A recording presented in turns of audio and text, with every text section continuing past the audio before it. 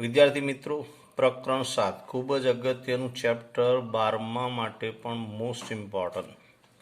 આ ચેપ્ટર 10થી 11 માર્કનું છે અને છેક સુધી આ કામમાં આવશે.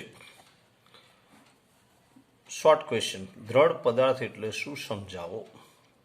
કણોના બનેલા તંત્રના કણોની બધી જ જોડી વચ્ચેનું સાપેક્ષ અંતર બદલાતું ન હોય તેવા પદાર્થને દ્રઢ પદાર્થ કહે છે. દ્રઢ પદાર્થ એ કણોના બનેલા તંત્રનો ખાસ કિસ્સો છે. દ્રઢ પદાર્થ એ આદર્શ કલ્પના છે, જ્યારે ઘન પદાર્થ એ વાસ્તવિક છે. આદર્શ રીતે દ્રઢ પદાર્થ એ ચોક્કસ અને અપરિવર્તિત આકાર ધરાવતો પદાર્થ છે, તેથી તેનું વિરૂપણ થઈ શકે નહીં, જ્યારે ઘન પદાર્થોનું વિરૂપણ થઈ શકે છે, પણ ઘણી બધી પરિસ્થિતિમાં આ વિરૂપણ અવગણવામાં આવે છે. ક્વેશ્ચન 2: સ્થાનાંતરિત ગતિ ઉદાહરણ આપી સમજાવો. આકૃતિમાં એક ઢળતા સમતલ પર, અહીં આપણે એક ઢળતો સમતલ બરાબર લપસણી આપી જેવું સમજી શકાય, સમતલ પર આજુબાજુ ખસ્યા વગર નીચે સરકતા દ્રઢ પદાર્થ તરીકે લંબચોરસ બ્લોક દર્શાવ્યો છે. આ સમતલ પરની ગતિ દરમિયાન પદાર્થના બધા જ કણો એક સાથે ગતિ કરે છે, એટલે કે કોઈ પણ સમયગાળે બધા જ કણો સમાન અંતર કાપે છે, તેથી સમાન વેગ ધરાવે છે. આવી ગતિને દ્રઢ પદાર્થની શુદ્ધ સ્થાનાંતરિત ગતિ કહે છે, ટ્રાન્સલેશન મોશન. આમ શુદ્ધ સ્થાનાંતરિત ગતિમાં દ્રઢ પદાર્થનો દરેક કણ કોઈ પણ ક્ષણે સમાન વેગ ધરાવે છે. ક્વેશ્ચન 3: ચાક ગતિ એટલે શું, ઉદાહરણ દ્વારા સમજાવો. દ્રઢ પદાર્થ તરીકે ધાતુનો અથવા લાકડાનો નળાકાર છે. આ નળાકારને ઢળતા સમતલની ટોચ પરથી ગબડાવવામાં આવે છે, તેથી નળાકાર ઢાળની ટોચથી તળિયે આવે છે, તેથી સ્થાનાંતરિત થાય છે. નળાકારના બધા જ કણો એક સરખા સમયમાં એક સરખું અંતર કાપે છે, પણ તેના બધા જ કણો કોઈ એક ક્ષણે સમાન વેગથી ગતિ કરતા નથી, એટલે કે નળાકારના અક્ષની નજીકના કણોનો વેગ ઓછો અને દૂરના કણોનો વેગ વધુ હોય છે. નળાકારની આવી ગતિ સ્થાનાંતરિત અને ચાક ગતિ નિશ્ચિત ગતિ કરે છે. જો મિશ્રિત ગતિ કરે છે. જો આવા દ્રઢ પદાર્થને એક સુરેખાને અનુલક્ષીને સ્થિર કરી દેવામાં આવે તો આવી ગતિને ચાક ગતિ કહે છે. જો દ્રઢ પદાર્થના બધા જ કણો વર્તુળ ગતિ કરતા હોય અને આ વર્તુળોના કેન્દ્રો કોઈ એક જ નિશ્ચિત સુરેખા પર સ્થિર હોય તો દ્રઢ પદાર્થની તેવી ગતિને ચાક ગતિ કહે છે. ચાક ગતિ કરતો દ્રઢ પદાર્થ જે રેખાને અનુલક્ષીને સ્થિર હોય તે રેખાની ભ્રમણ અક્ષ અથવા ભ્રમણાક્ષ અથવા ધરી કહે છે. ઉદાહરણ: સીલિંગ ફેન, ચકડોળ, કુંભારનો ચાકડો, જાયન્ટ વ્હીલ.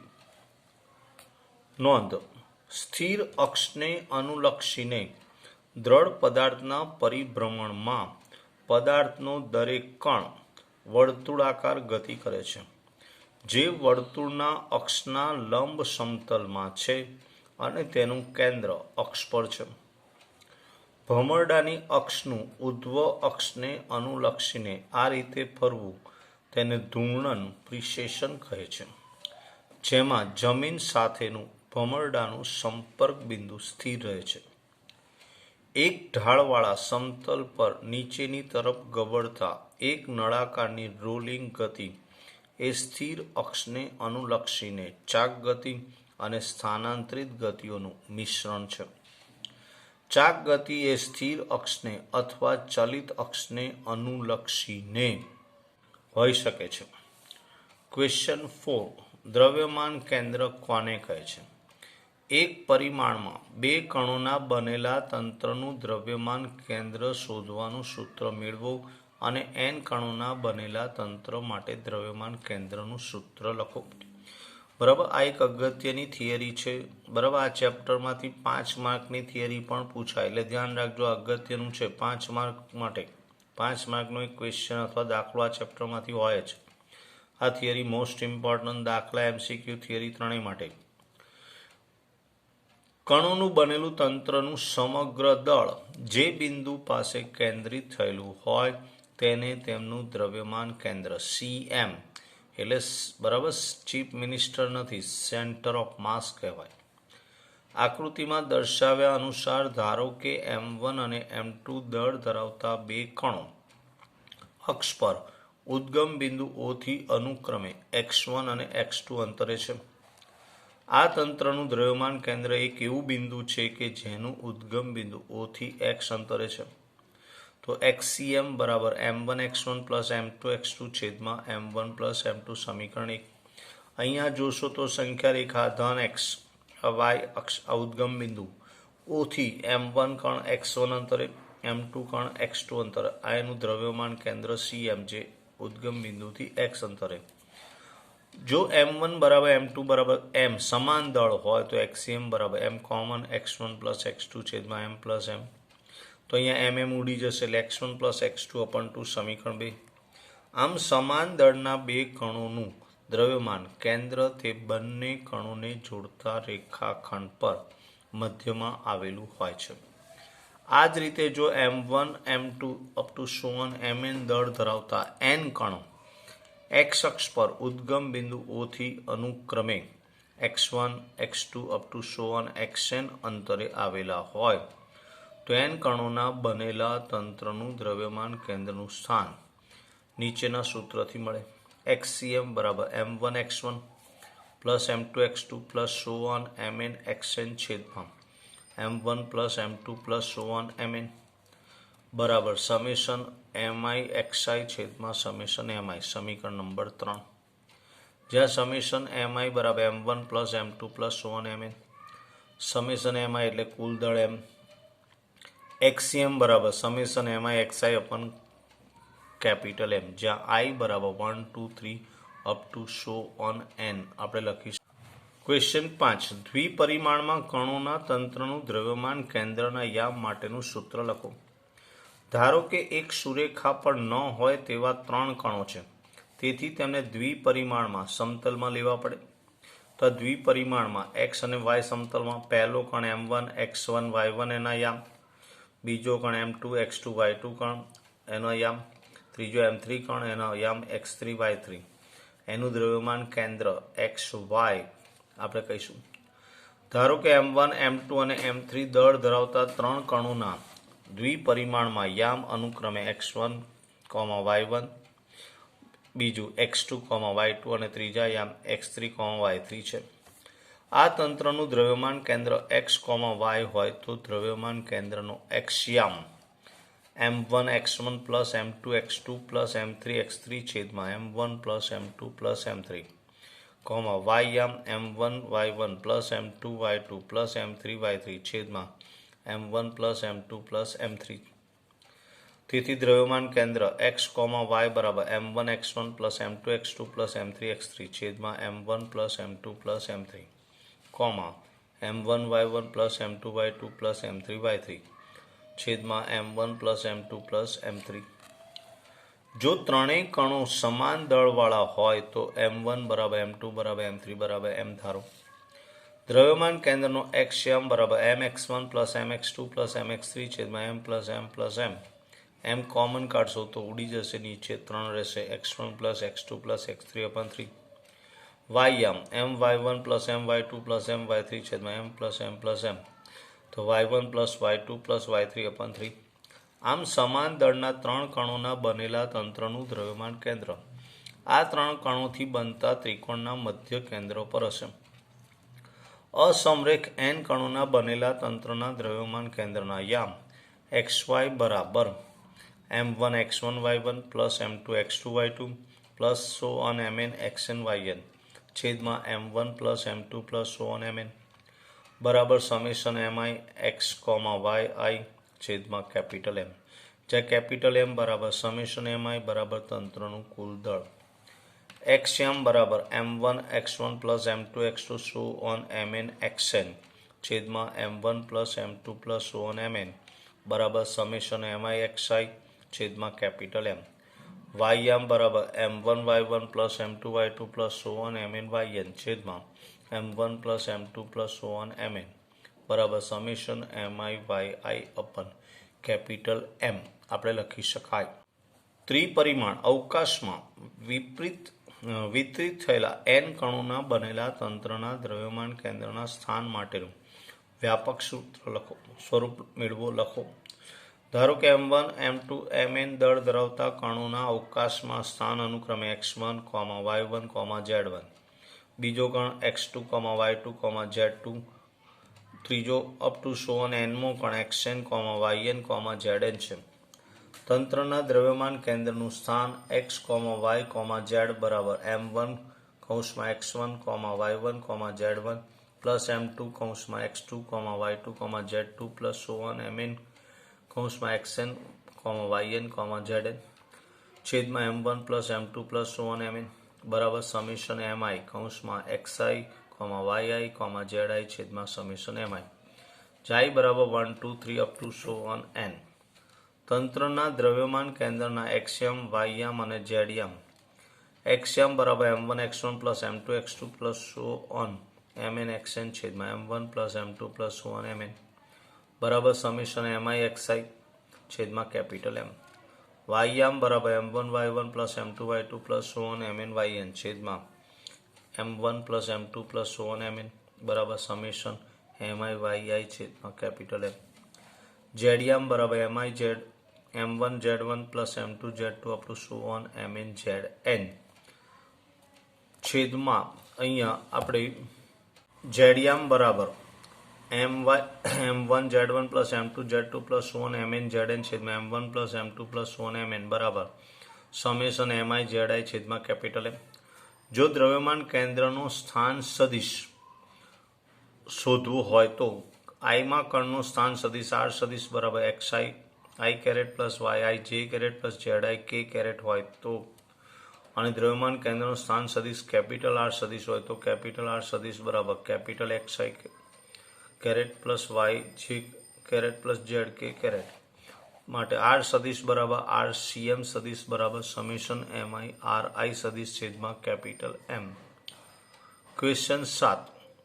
ઘન પદાર્થનું દ્રવ્યમાન કેન્દ્ર નક્કી કરવાની સૈદ્ધાંતિક રીત વર્ણવો. તો અહીંયા ધ્યાન રાખજો, ઘન પદાર્થ આ તંત્ર છે એમાં આપણે એક નાનો સૂક્ષ્મ દળખંડ dm એનું સ્થાન સદિશ r સદિશ, એવો જ dm2 એ જ રીતે dm1 બરાબર આનો સ્થાન સદિશ r1 સદિશ, આનો r2 સદિશ. ઘન પદાર્થ અસંખ્ય સૂક્ષ્મ કણોનો બનેલો છે. આ કણોના ઘન પદાર્થમાં સતત રીતે વિતરિત થયેલા છે. આકૃતિમાં દર્શાવ્યા અનુસાર ધારો કે n સૂક્ષ્મ દળખંડો બનેલા છે. આ દરેક ખંડનું દળ ડેલ્ટા m છે. આ ડેલ્ટા m દળખંડનો સ્થાન સદિશ સ્મોલ r સદિશ બરાબર xi caret plus yj caret plus zk caret છે. સમગ્ર ઘન પદાર્થને delta m1 delta m2 up to so on delta mn જેવા દળખંડોનો બનેલો ગણી શકાય. આ દળખંડોના સ્થાન સદિશો અનુક્રમે r1 સદિશ, r2 સદિશ up to so on rn સદિશ છે.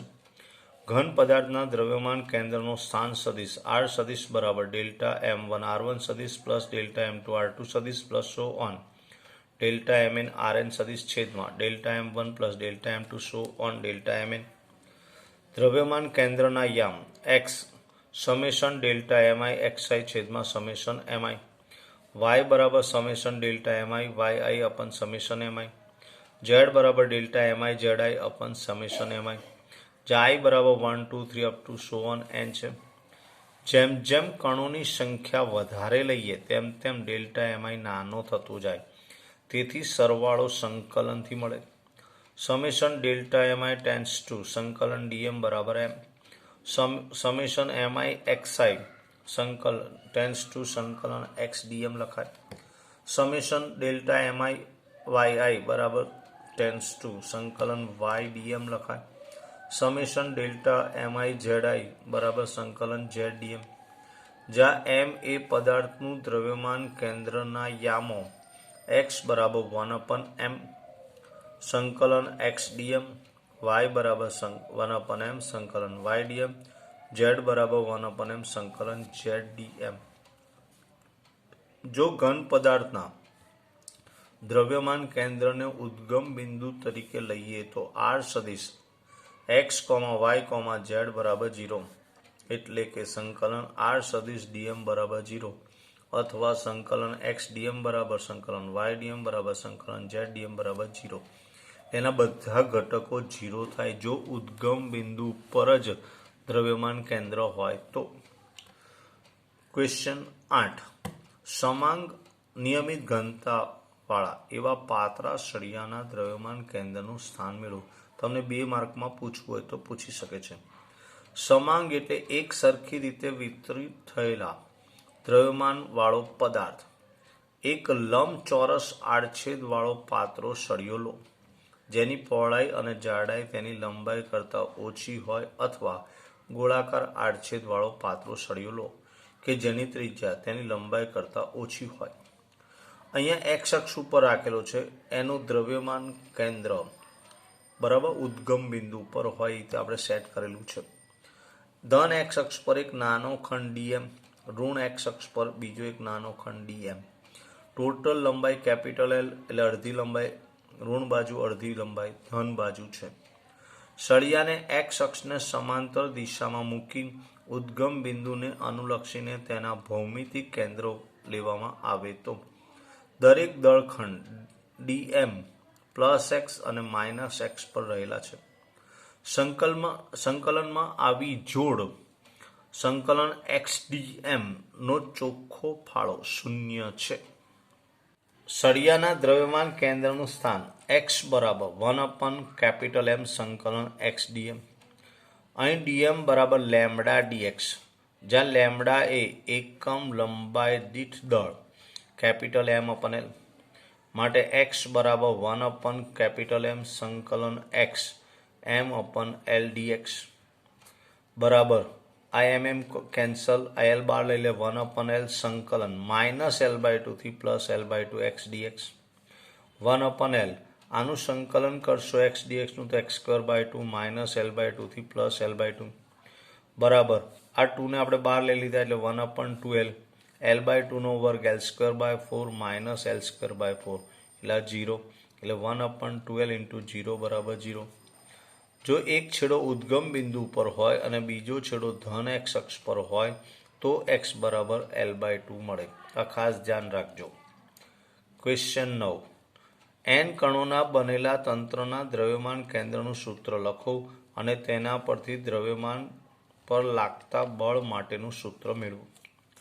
n કણોના બનેલા તંત્રનું દ્રવ્યમાન કેન્દ્રનું સૂત્ર r સદિશ બરાબર rcm સદિશ બરાબર m1r1 સદિશ +m2r2 સદિશ + mn rn સદિશ છેદમાં m1 + m2 + mn સમીકરણ 1. અહીં m1 + m2 + mn બરાબર કેપિટલ M તંત્રનું કુલ દળ. r સદિશ બરાબર rcm સદિશ બરાબર m1r1 + m2r2 + mn rn સદિશ છેદમાં કેપિટલ M. mr સદિશ બરાબર mrcm સદિશ બરાબર m1r1 સદિશ +m2r2 સદિશ + mn rn સદિશ સમીકરણ 2. સમીકરણ 2 નું સમયની સાપેક્ષે વિકલન લેતા d/dt of mr સદિશ બરાબર d/dt of mrcm સદિશ બરાબર d/dt of m1r1 સદિશ +m2r2 સદિશ + mn rn સદિશ. અહીં દળ m અચળ છે. m dr સદિશ upon dt બરાબર m drcm સદિશ upon dt બરાબર m1 dr1 સદિશ upon dt + m2 dr2 સદિશ upon dt + mn drn સદિશ upon dt. m capital V સદિશ બરાબર m vcm સદિશ બરાબર m1 v1 સદિશ + m2 v2 સદિશ + mn vn સદિશ. સમીકરણ 3. સમીકરણ 3 નું સમયની સાપેક્ષે વિકલન કરતા સમીકરણ 3 નું સમયની સાપેક્ષે વિકલન કરીશું. d/dt of mv સદિશ બરાબર d/dt of mvcm સદિશ બરાબર d/dt of m1 v1 સદિશ + m2 v2 સદિશ + mn vn સદિશ. એમ ડીવી સદિશ અપન ડીટી બરાબર એમ ડીવી સીએમ સદિશ અપન ડીટી બરાબર m1 dv1 સદિશ upon d t plus m2 dv2 સદિશ upon d t plus so on mn dvn સદિશ અપન ડીટી એમ કેપિટલ એ સદિશ બરાબર એમ એ સીએમ સદિશ બરાબર m1 a1 સદિશ પ્લસ m2 a2 સદિશ plus so on mn an સદિશ સમીકરણ 4 જે તંત્રના દ્રવ્યમાન કેન્દ્રના પ્રવેગનું સૂત્ર છે. સમીકરણ 3 એ દ્રવ્યમાન કેન્દ્રના વેગનું સૂત્ર છે. સમીકરણ 4માં m1 a1 સદિશ પ્લસ f1 સદિશ m2 a2 સદિશ બરાબર f2 સદિશ સો ઓન mn an સદિશ બરાબર fn સદિશ લેતા એમ કેપિટલ એ સદિશ બરાબર એમ એ સીએમ સદિશ બરાબર f1 સદિશ પ્લસ f2 સદિશ પ્લસ સો ઓન fn સદિશ બરાબર પરિણામી બળ f સદિશ સમીકરણ 5. આમ કણોના તંત્રના બધા કણો પર લાગતા બધા પ્રકારના બળોનો સદિશ સરવાળો અને કણોના તંત્રના કુલ દ્રવ્યમાન અને તેના દ્રવ્યમાન કેન્દ્રના પ્રવેગના ગુણાકાર જેટલો હોય છે, જે દ્રવ્યમાન કેન્દ્ર માટે ન્યૂટનની ગતિનો બીજો નિયમ છે તેવું આપણે કહી શકાય.